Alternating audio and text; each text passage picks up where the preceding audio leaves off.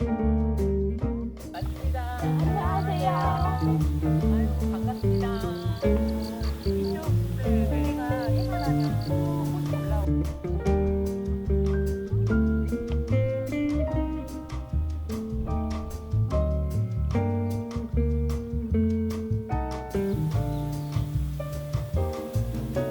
선생님하고 보냈던 초등학교, 중학교 시절이 꿈만 같았어요.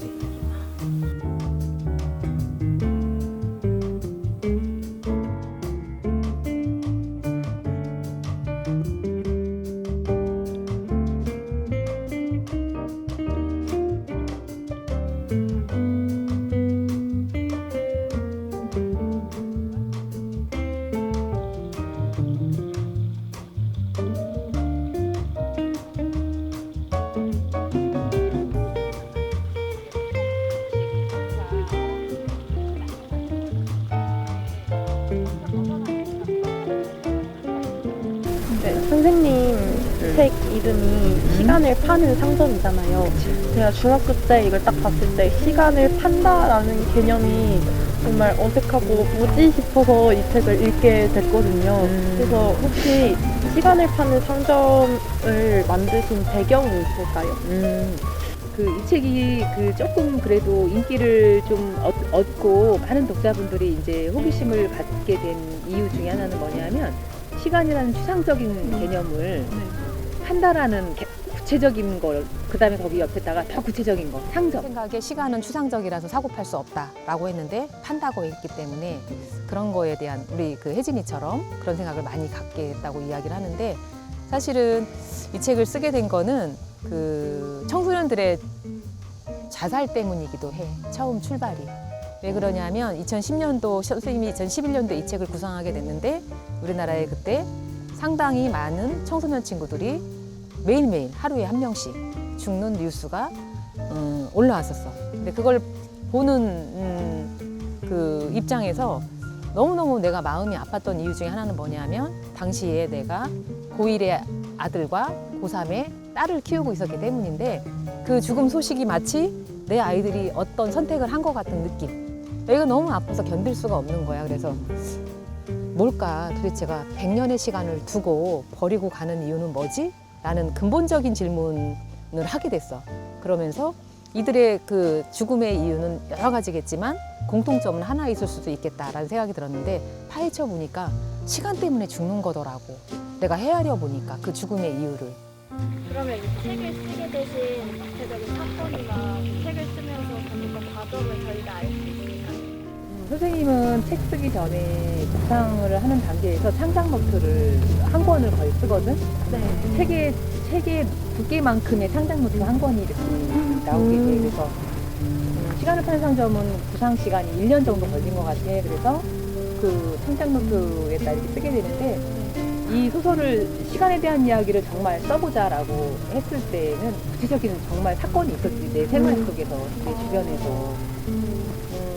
그렇게 이제 청소년들의 자살률이 되게 높은 상황에서 도대체 이유가 뭘까 캐고 있었는데 답을 못 찾았는데 선생님 동네에 또 고등학교 1학년 갓 입학한 남학생이 죽는 사건이 발생이 됐어요. 그것도 선생님 아들아이의 중학교 때 친구. 그래서 가까운 사람이 이렇게 어떤 선택을 한다는 그런 소식은 상당히 충격적이었던 것 같아요. 온조야, 삶은 지금의 시간을 살기 때문에 더욱 아름답고 아쉬운 건지도 모른다. 아무것도 영원한 것은 없다. 아빠는 다른 사람보다 조금 더 빨리 갔을 뿐이라는 것을 받아들이고 우리 온조가 너무 오랫동안 슬퍼하지 않았으면 좋겠다. 바라는 것이 있다면 온조 스스로 네 삶의 주인이 되었으면 하는 것이다. 무슨 일을 하든 어떤 일이 닥치든 힘차게 헤쳐나갈 수 있으리라 본다. 쪽지를 태웠다. 너의 우정에 가슴이 뻐근했다. 네 우정에 보답을 못하는 내가 못나서 울었다. 그런데 까맣게 타서 재가 된 그 글자들은 오히려 각인되듯 오롯이 살아나 내 가슴에 박혔다. 고개를 들어 하늘을 보았다. 혼자라고 생각했는데 머리 위에서 나를 지켜보는 별이 있었다. 네가 언젠가 얘기해준 샛별이었다. 그 별빛은 너무나 맑고 환했다. 네가 적어준 그 말들처럼 그 별도 내 가슴 속으로 들어왔다. 까맣던 어둠은 어느새 하얗게 벗겨졌고 동쪽 겉대봉 뒤에서 해가 솟기 시작하는지 빗살이 퍼지기 시작했다. 찬란했다. 내 생에 저렇게 빛나던 순간이 없다는 게 안타까웠다.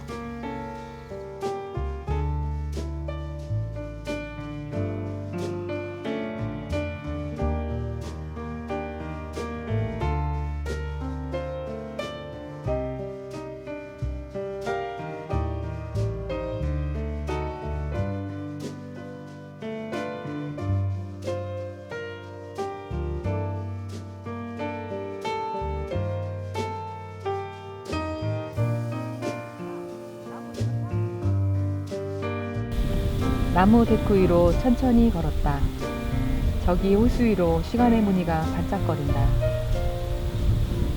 강토 할아버지를 처음 만났을 때의 온조가 거기 있었고 그 아이의 PMP를 제자리에 돌려놓기 위해 긴장했던 시간들이 거기 있었다. 지금은 배달하지 못한 들꽃자유의 편지가 온조의 손길을 기다리고 있는 시간이다. 강토에게 회신할 수 있는 한 통의 문자 메시지를 손에 쥐고 한 번쯤 보고 싶은 강토가 저기 있음에도 가지 않은 온조가 여기 있다. 온조는 지금 맞이할 이 순간을 먼 미래의 어느 시간에 맡겨두려 한다.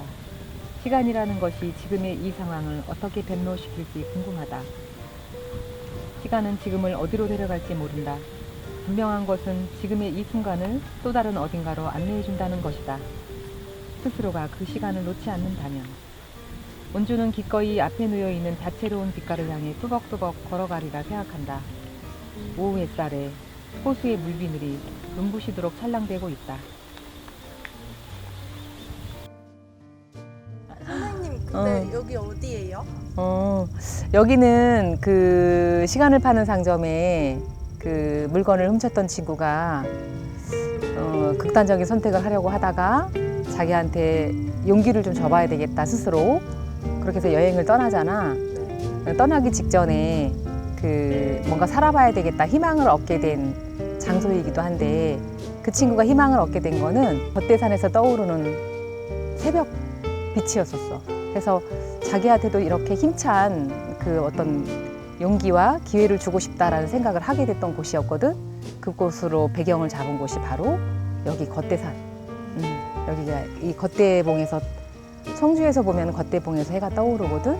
그래서 그런 배경으로 삼았던 곳이라 여기도 한번 와보고 싶었어. 상자 속에는 내가 보내준 짤막한 편지들이 있었다. 앞으로 우리가 살 수 있는 날은 3만일도 채 되지 않는다. 삶 전체를 24시간으로 본다면 우린 지금 몇 시쯤 됐을까? 아마도 새벽 5시? 혼자가 아니다. 그 누구도 혼자가 아니다. 고개 들어 하늘을 봐라. 거기 하늘만은 너와 함께 있다. 희망은 도처에 널려 있다. 발길에 차이는 희망. 그것은 기꺼이 허리 숙여 죽는 자의 것이다. 내 절정은 지금이 아니다. 앞으로 다가올 시간들이 너의 절정이다.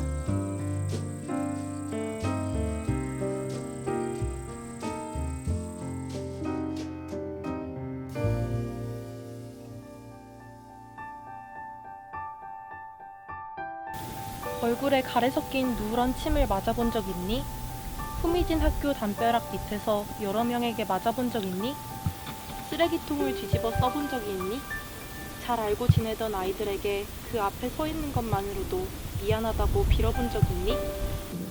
내가 그렇게 말해서 미안해. 내가 말한 그 무엇이 불쾌했었니? 라고 말해본 적 있니? 미안해. 미안해라고 뭐가 미안한지도 모른 채 끊임없이 사과해본 적 있니?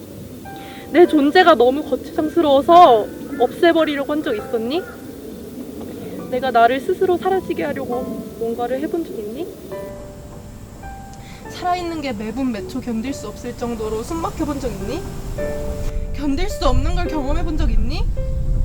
죽는 건 순간이지만 살아있는 건 계속 뭔가를 해야 한다는 거잖아. 자동인형처럼 생각이든 뭐든 숨을 쉬든 뭐든 그게 날 미치게 해.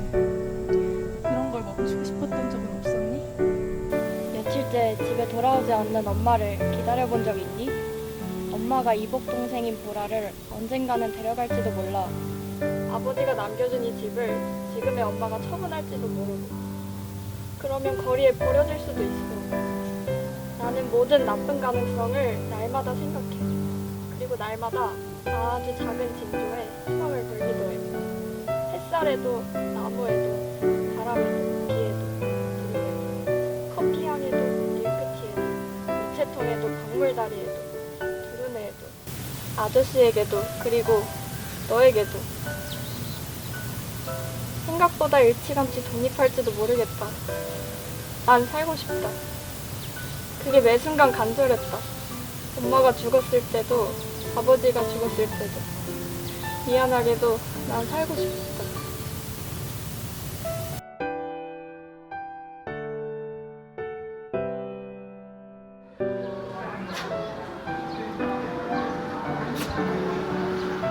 이 소설 내일은 내일에게 선생님이 그 모델로 삼은 카페 이상의 아저씨. 안녕하세요. 오랜만에 뵙죠. 예. 네, 잘 지내고 계신 거죠? 이렇게 보시는 것처럼 아주 푸동푸동 잘 지내요. 그러게요. 네. 별일 없이 잘 계셔서 네. 너무 반갑고 여전히 손님들도 많이 계셔서 좋고. 네. 네. 처음에 이 그 카페에 무심천변에 있을 때 만났을 때 인상이 굉장히 좀 깊었어요. 참 특별하다. 어떤 행동이나 또 사람들을 대하는 태도 이런 것들이 그냥 어떤 차 한 잔을 사람들에게 판다라는 의미이기보다도 대접한다라는 의미를 되게 많이 인상을 받았어요. 그런 것들을 이렇게 보고 또 차를 또 내가 대접을 받으면서도 존중이 무엇인지를 되게 좀 이렇게 내가 받았다고 해야 되나 읽었다고 해야 되나 그렇게 해서 이제 허락을 맡았지. 그죠? 대표님, 제가 대표님 모델로 소설 써도 돼요? 네. 그랬죠? 네. 그랬더니 네. 제가 안 쓸 줄 알았죠. 저는 쓸 줄 제가 몰랐죠. 이렇게 비중이 큰 역할로 나오게 될 거라고는 꿈에도 생각 안 했어요. 네. 거의 주연급 조연. 예. 네. 근데 거의 뭐 저한테는 내일은 내일에게 소설을 쓸 때는 뮤즈였죠. 거의 그 어떤 이야기의 상상력을 촉발하게 한 모델이었기 때문에 굉장히 비중이 클 수밖에 없고 우리 주변에 그 아이들에게 멘토처럼 묵묵히 지켜봐주고 맨 끝에 이상이 그 얘기를 하거든. 이 주인공 연도에게 나의 미래를 기대해주는 어른이 있다.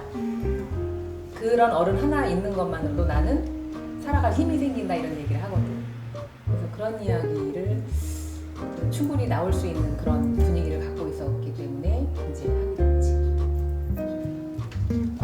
그러면 대표님께서는 내일은 내일에게라는 책을 처음부터 끝까지 다 읽어보신 거예요? 네, 제가 1년에 한 평균 3권 정도 책을 읽어요. 근데 제가 이 책 나왔을 때 그 해에 3권 읽었어요. 이것만 3번 읽었어요. 세 권을 세 번. 그러면 이 책에서 묘사되신 대표님의 모습은 마음에 드셨어요? 제가 깜짝 놀랄 정도로 나에 대해서 정말 유심히 보셨구나 그런 게 책에서 마구 느껴졌어요. 네. 그 인터뷰를 제가 어디 매체 같은 데서 인터뷰를 해도 내가 한 얘기인데도 그 인터뷰를 담는 편집자분에 따라서 내가 한 얘기인데도 너무 낯설게 느껴지고 그랬는데 지금 이 책에서 나오는 제 그 캐릭터는 너무 저 같아가지고 너무 감사드렸죠. 네. 그냥 나는 뭘 가미하진 않았고 내가 본 대로 느낀 대로 캐릭터를 만들었고 키는 조금 더 크다고 그랬을 거예요. 많이 커졌고 어쨌든 그렇게 했고 뭐 짝도 막 알아서 내가 막 지워버렸고 이렇게 해버렸는데 그런 거는 뭐 작가의 상상력 부분이니까 그렇게 했는데 그럼에도 불구하고 불쾌하지 않게 잘 읽어주셨다고 하니까 영광이에요. 제가 너무 감사해요. 괜히 저는 기억에 남는 것 중 하나가 여기 카페에 오기 전에 작가님께서 글씨. 네, 간판을 보면서 글씨가 참 요리조리 참 그렇다고 이제 이거 세월이 많이 지났는데도 변하지 않는다고 하면서 되게 좋아하시면서 웃으셨거든요. 그래서 여기에서도 책에서도 이제 글씨체만은 닮지 않았으면 좋겠다 마지막까지 그런 거를 보고서는 어떤 느낌이 드셨어요? 가게를 하면서 의도적으로 제 글씨를 곳곳에 많이 남겨놨어요. 예, 구석구석에. 여기는 지금 많이 조금 없지. 빠져 있지만 거기 그 가게에서는 많이 남겨놨던 게 좀 소통이라고 할까요? 그 글이 적혀 있는 그 메시지도 물론 중요하지만 글씨체가 주는 네. 그 소통에 그게 있다고 저는 생각해요. 더군다나 요즘은 워낙에 카톡 같은 걸 많이 해가지고 쪽지도 잘 안 써서 주고받잖아요. 네. 우리 때는 그런 걸 많이 하다 보니까 서로의 친구들 필체를 알았어요. 맞아요. 그래서 뻥을 칠 수가 없었어요. 필체를 아니까. 맞아. 근데 이거 뻥이라는 얘기를 거짓말을 할 수가 없었어요. 근데 이제 그 필체를 서로 필체를 안다는 거는 정말 좀 낭만적인 일이 아닌가 해서 좀 많이 적어놨죠. 네. 실제로 카페에 우체통도 네. 만들어 놓으셨어. 만들어 놓으셔가지고 우체통을 그리고 우체통이라고 그냥 그 삐뚤삐뚤하게 또 써놓은 거예요. 우체통에다가 그래서 우리가 와서 맨날 커피 마시. 아니 도대체 뭔 자신감이야. 이러면서도 하는데 그 우체통이라고 써놓은 그 글씨체 속에 되게 따뜻한 인간적인 맛, 아날로그적인 것 이런 것들이 굉장히 많이 느껴져서 이거 왜 하신 거예요? 그랬더니 요즘 너무 그런 게 없어서 편지 써주시면 제가 우표 붙여서 보내드릴게요 이러는 거예요. 그래서 이제 그게 우체통 그 아까 이겸이가 편지를 쓰는 거야. 그래서 이 우체통으로 오게끔 해주고 또 연두도 우체통에 넣으면은 이상한 씨가 보내고 이런 식으로 그런 역할을 하게 해줬던 모티브가 또 되는. 연결다리 같은 역할. 근데 그런 것들이 다 실제적으로 있었다는 이야기지. 그래서 그런 장치들을 내가 소설에서 그런 식으로 이제 매칭을 해서 쓰고